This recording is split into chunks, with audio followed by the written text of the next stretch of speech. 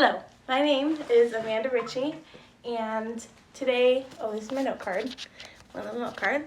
Today, my topic is how to find animals' homes at near shelters near you.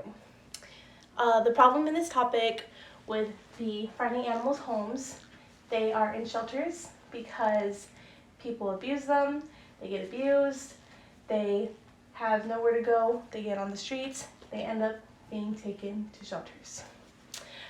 How many times have you gone to the shelter in the past year? Probably once a year. Okay. Most people, like you, will say once, others will say twice.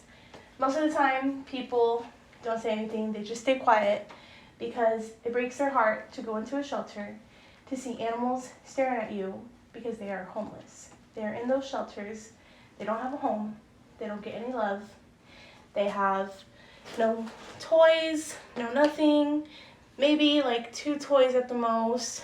They use a blanket for their bed sometimes, and they don't get played with as much as they would when they are in a home. If you love animals to an extent, this is what I will be talking about. Animals need better homes, and we need to find them homes, and we need to get them into a place to find their forever home. The animals all deserve a second chance, just like we do. No animal deserves to be left in the street or to be left living in a kennel for the rest of their lives. Sometimes there are so many cats and dogs that live in the kennel for 10 plus years, and they don't come out. They find no forever home.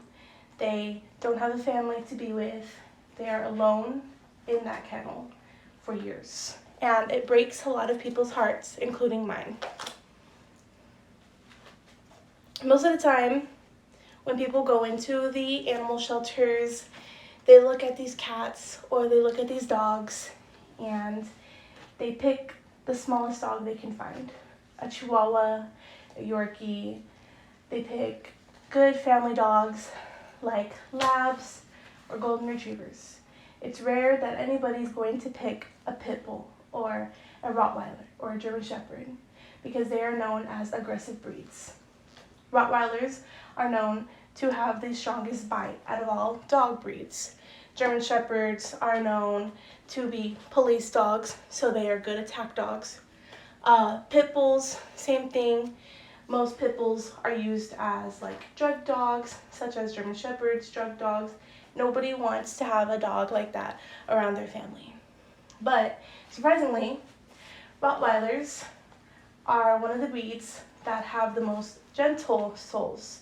Many people pick Rottweilers over smaller dogs.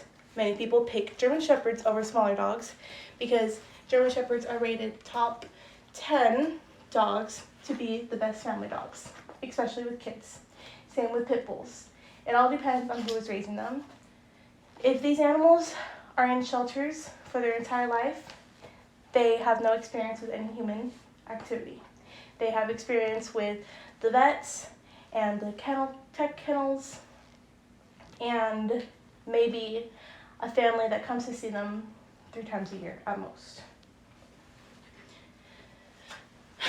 We can change this by volunteering at your local animal shelters. The Humane Society in San Antonio is one of the local animal shelters right off 1604 and 151, I believe. The Humane Society does volunteering starting at 16 years of age. Most of the time when you volunteer, you will be playing with the pups, be playing with cats and dogs, picking up after them when they go potty or anything in general. They want people that are very dedicated and that love animals to help them as much as they can, to let these animals know that they are safe, that they are happy, and they are going to be one chance closer to finding their forever home. If you can't do volunteering, many people do fostering, because fostering is another way that you can get an animal that is in need to find their forever home. Most of the time people foster kittens and they'll foster puppies, but again, they will not foster older dogs or more aggressive breeds because of their stereotypes. They mostly foster kittens that have been hurt in the past. They have hurt a leg, hurt eyes, or have had multiple surgeries.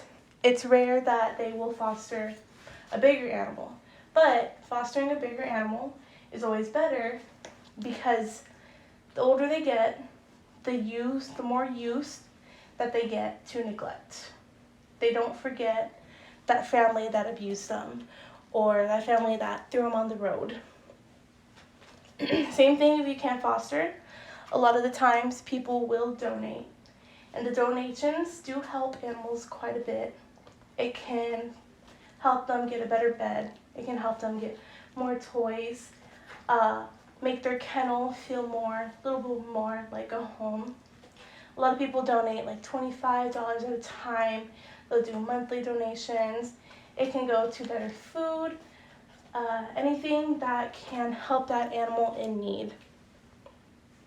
The ASPCA in New York City is one of the top animal shelters in the United States, helping over 1 million animals a year.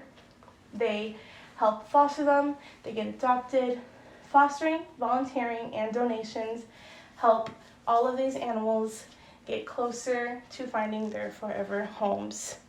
Most of the time when they find their forever homes, they are out of foster care.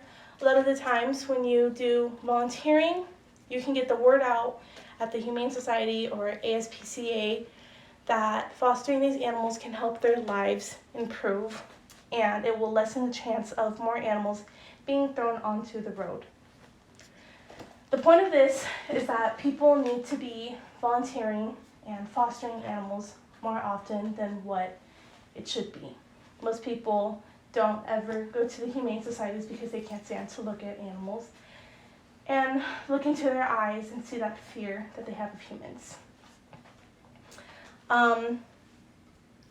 The donation centers are always open. Fostering centers are always open. And so are volunteer centers at all of our local societies in San Antonio. And I really just want y'all to know that all animals deserve to have a second chance at life and deserve to have a forever home just like everybody else.